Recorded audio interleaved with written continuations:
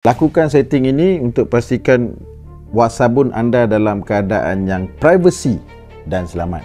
Apa yang perlu anda lakukan ialah anda tekan button setting yang kat bawah tu. Kalau tak ada button setting, anda pergi kepada 3 button atas tu. Okay, anda tekan button tu, kemudian anda tekan button account. Okay.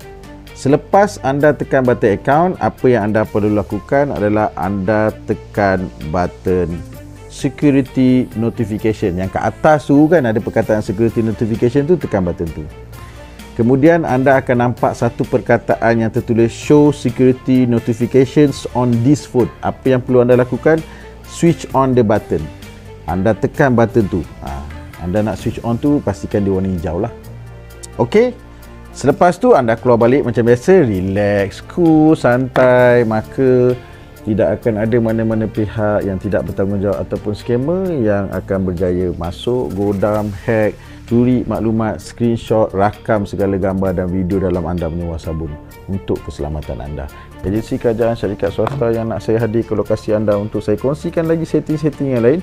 Saya kongsikan rahsia, tip, formula, nasihat dalam bengkel ceramah khusus latihan yang anda jemput saya akan hadir ke lokasi anda. Saya akan ajak anda, didik anda menjadi pengguna digital bijak, belajar tentang keselamatan digital. Tak nak kena scam? Dengar cakap Rahmat Fitri Abdullah.